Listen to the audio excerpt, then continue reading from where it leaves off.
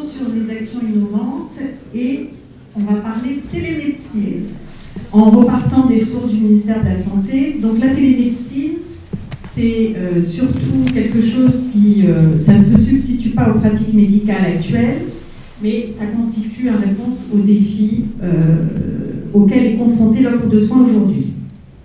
Ce qui est important aussi, c'est que la télémédecine doit reposer sur un projet médical qui répond à des priorités, aux besoins de la population d'un territoire et des professionnels de santé.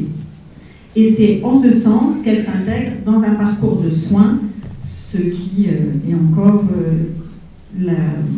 notre préoccupation à tous de s'intégrer dans ce parcours. La télémédecine est une forme de pratique médicale à distance, utilisant les technologies de l'information et de la communication. Et je pense que là, M. Moulin nous présentera et on aura des illustrations très claires pour comprendre comment tout ça fonctionne. Ensuite, sous télémédecine, on a 5 actes qui sont reconnus. On a la téléconsultation, donc c'est beaucoup de ça dont on va parler dans cette table ronde. La téléconsultation, c'est permettre à un professionnel médical de donner une consultation à distance à un patient. La téléexpertise permet à un professionnel médical de solliciter l'avis d'un ou d'autres ou de plusieurs experts médicaux.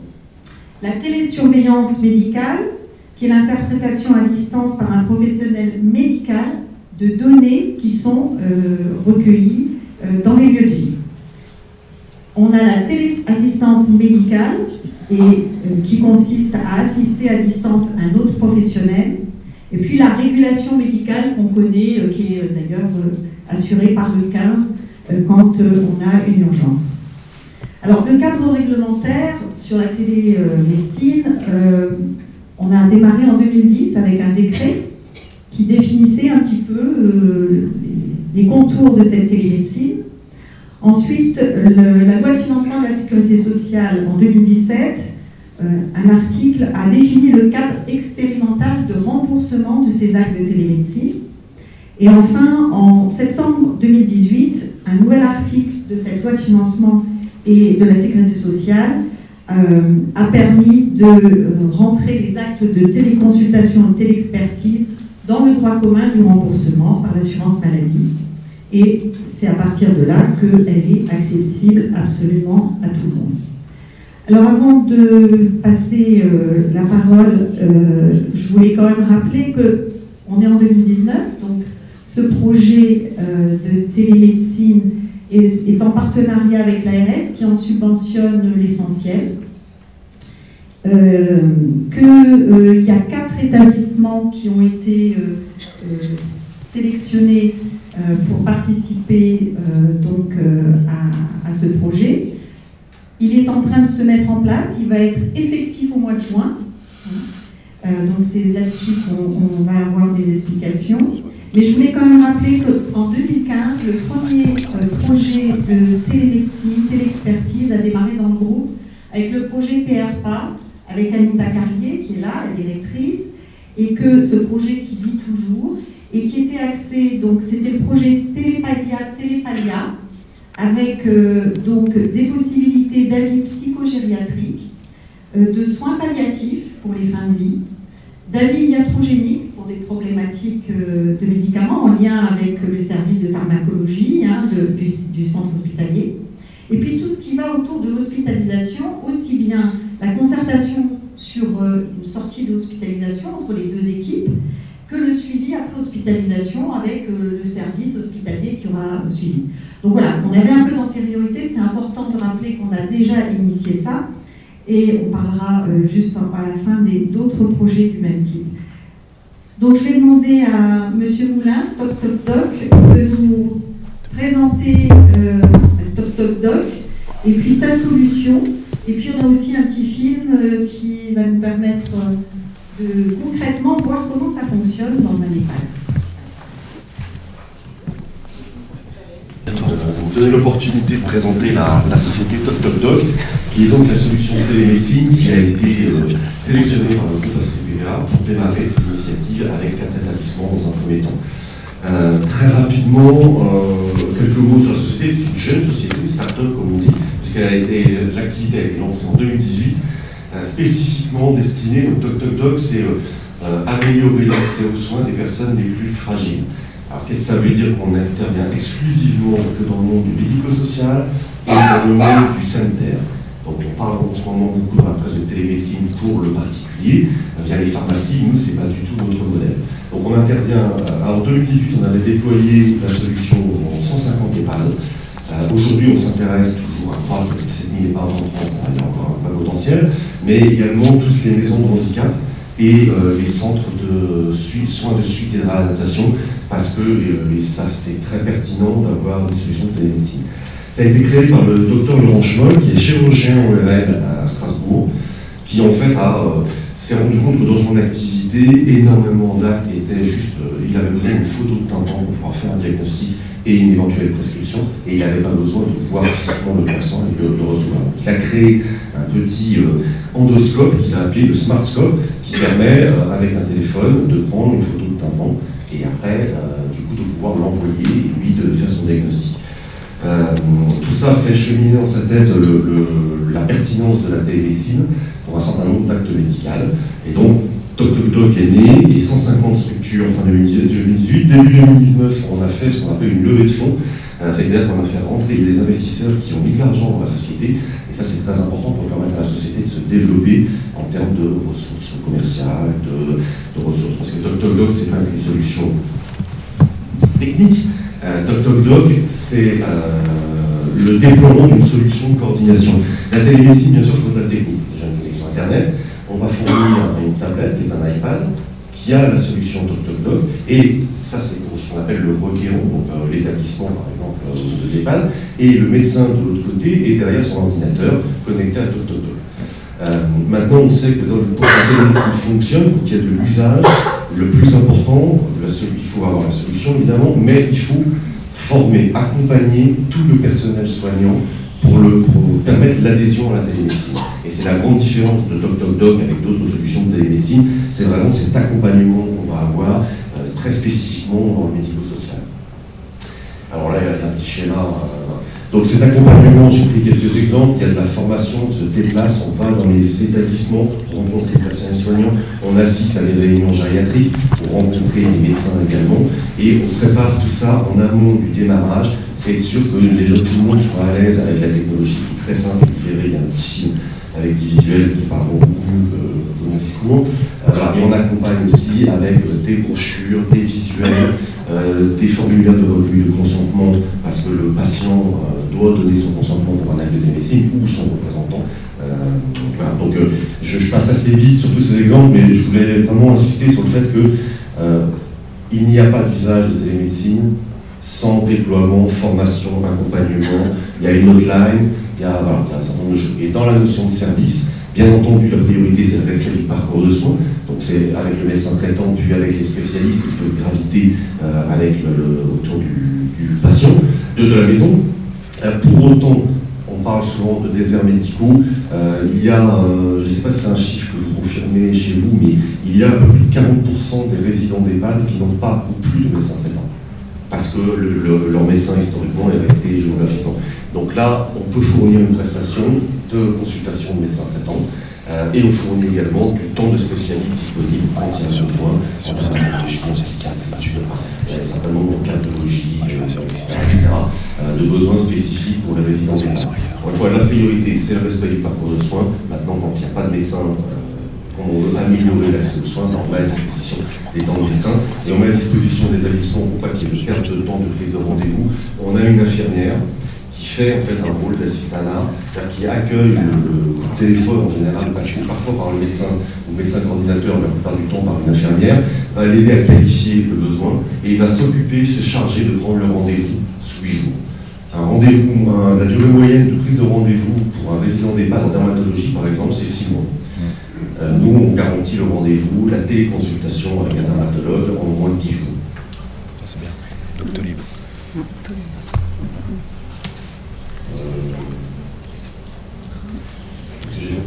Alors, on va voir le film. Si on peut nous démarrer le film. Donc le film, c'est juste une petite petite démonstration dans un EHPAD qui va à CCPA, mais qui est déjà déployé. Et vous verrez donc la relation entre le médecin derrière son ordinateur, le patient, le résident patient avec son infirmière.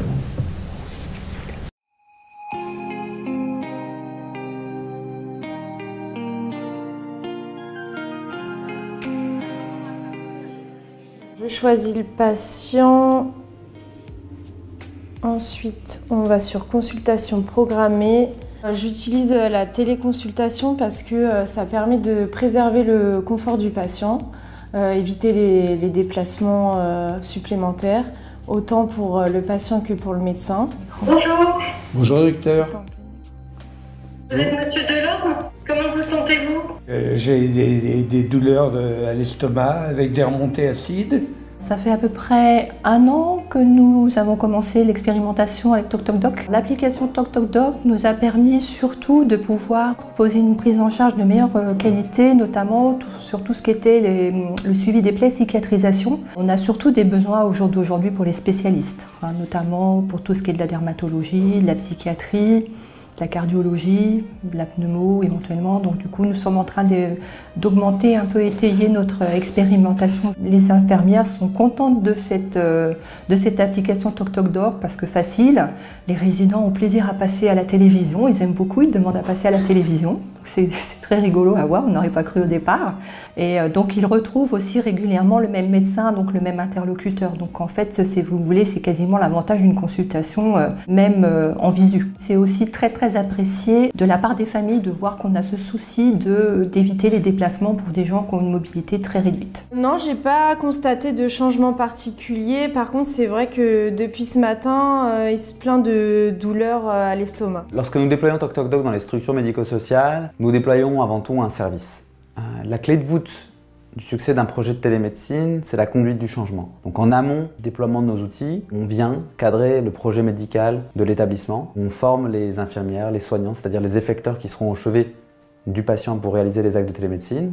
On forme les médecins requis, spécialistes, médecins traitants, médecins hospitaliers. Et on suit les indicateurs de performance. Le nombre d'hospitalisations évitées, la réduction de la perte de chance, le nombre de déplacements évités. À ce service vient se greffer un produit avec une expérience utilisateur optimisée, optimale, pour pouvoir avoir l'impact le plus performant dans les structures dans lesquelles on déploie. Impact médical nécessaire pour pouvoir assurer un meilleur accès aux soins. Si on n'a pas la télémédecine, un rendez-vous chez un spécialiste, en moyenne, ici en région parisienne, par exemple en dermato, 6 mois. TocTocDoc, j'ai eu un rendez-vous en 4 jours, une consultation qui a duré un quart d'heure, un compte-rendu dans l'heure, impeccable, et la résidente, le médecin traitant, le lendemain, avait le compte-rendu de la dermato. Donc gain de temps pour tout le monde, aussi bien pour la résidente que pour le médecin, que pour nous. Ça ne m'a pas troublé. On est dans sa chambre, avec le personnel qu'on connaît également. Pour moi, c'est rassurant. L'avantage, c'est déjà de ne pas attendre le retour après la consultation. Quelquefois, on part, on ne sait pas pour combien de temps. L'auscultation, elle se fait en un quart d'heure et on attend 2 heures le retour. L'ordonnance va vous parvenir à l'EHPAD via le système. Merci. Au revoir, bonne journée. Au revoir, Bonne journée. merci.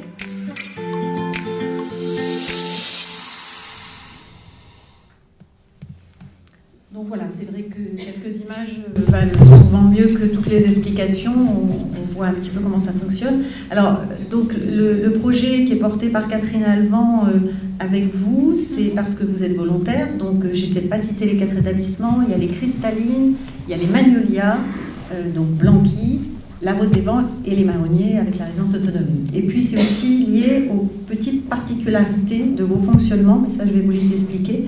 Elle a essayé, en travaillant sur les choix pour ce test, sur les particularités et les difficultés. Donc peut-être je vais passer la parole à Catherine pour que vous nous expliquiez ce qui vous a intéressé dans ce projet, quelles sont vos attentes, et voilà. On vendra après le regard de soin. Après, je donnerai la parole à l'expert, parce que moi je suis que directrice d'EHPAD. Ce qui est important, Blanqui, nous avons un nombre pléthorique de médecins libéraux. 35, ça.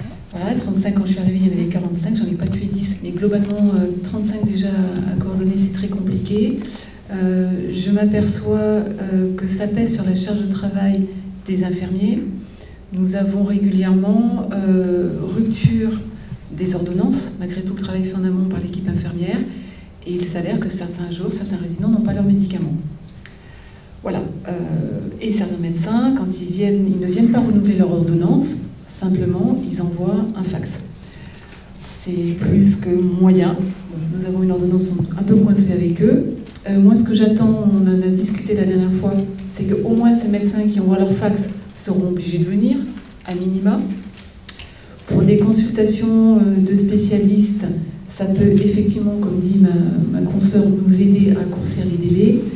Alors, moi, ma petite crainte, mais j'en ai toujours, hein, pour tous ceux qui connaissent, c'est déjà de maîtriser la communication, parce que le lien avec le médecin pour une personne âgée dépendante, elle est importante. Les petites choses qui se disent dans l'intimité de la chambre, qui ne sont pas forcément notées par un infirmier, vont peut-être se déployer là. Une communication bien sécurisée, mais vous allez certainement nous aider avec les familles. Et aussi bien se dire que ça ne va pas pouvoir concerner tout le monde. C'est pas la solution idéale pour arriver à sécuriser cette partie-là. Alors, je trouve quand même particulièrement dommage, il y a de très bons médecins, mais que certains médecins ne prennent même pas le respect et leur éthique professionnelle de venir rencontrer les résidents pour lesquels ils facturent. Alors, merci les tutelles de nous aider. C'est un pas pour retrouver la flexibilité sur un suivi médical des résidents. J'espère que les ARS se répondront aussi, je m'éloigne un petit peu du sujet, de financer des médecins salariés dans nos EHPAD. Voilà, ça serait bien, mais je ne vais pas être négatif tout le temps, donc nous allons tenter de déployer. Je vais passer la parole à Madame Lebal, qui est responsable du pôle soins. Peut-être avant d'avoir le regard soins, on va demander à l'autre directeur, Jérôme Rousseau. L'idée, c'est qu'effectivement, la télémédecine, ça ne peut pas se substituer aux médecins. Et c'est une des difficultés qu'on peut rencontrer dans les établissements quand on parle de ce projet avec les médecins coordonnateurs. Et quid de la relation avec le médecin, mais c'est justement de cibler les problématiques qu'on a déjà dans la relation avec les médecins. C'est-à-dire que tout le monde ne peut pas être éligible à la question de la télémédecine, et c'est de cibler un public bien particulier pour lequel on a des difficultés sur les ordonnances, sur la présence, sur le renouvellement. Alors bon, je pense que certains d'autres confrères l'ont vécu aussi, mais il y a des médecins, on les voit tous les, 6 mois, 8 mois, pour peu qu'ils soient absolument pas malades, et puis des fois on les voit pas du tout. Les résidents, je parle. Donc ça, c'est un problème. Donc effectivement, lever ce truc-là. Moi, j'ai aussi une difficulté, la volonté de développer l'hébergement temporaire des médecins traitants.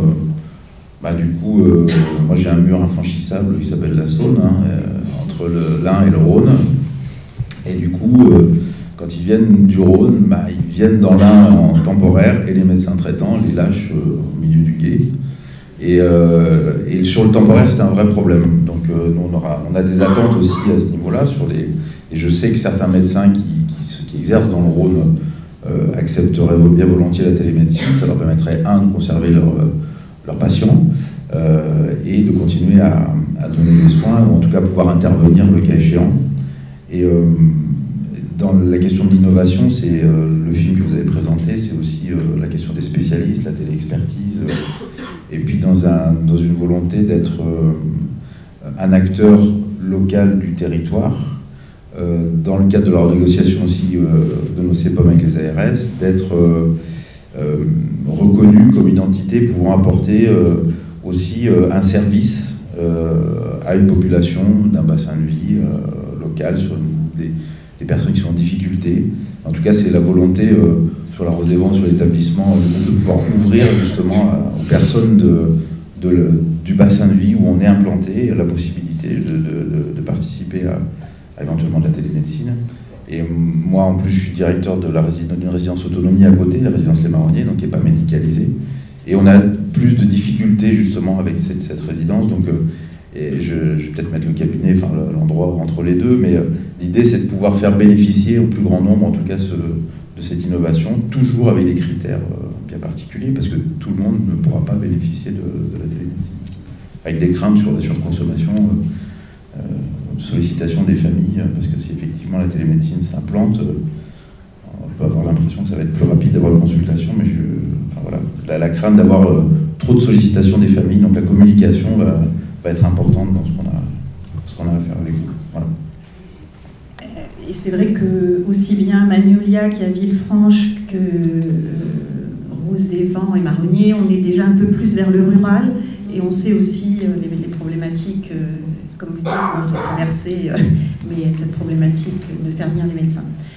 Alors, les infirmières, on va demander un peu vos attentes, qu'est-ce que ça vous apporte en tant que cadre de santé de la résidence Blanqui? Alors, les apports et les attendus de la téléconsultation avec TocTocDoc, c'est déjà une tablette. L'air de rien, c'est un petit pas pour l'humanité, un grand pas pour les infirmières. Ils s'insistent pour avoir un outil qu'ils peuvent utiliser et assez fluide.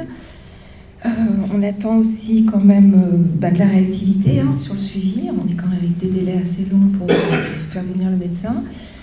On attend aussi quand même un échange, parce qu'actuellement les médecins passent sur l'établissement, mais ils n'ont pas de contact avec l'équipe infirmière, voire pas avec le résident avant ou après la consultation, donc c'est quand même un peu un vide abyssal sur le lien et le suivi du résident.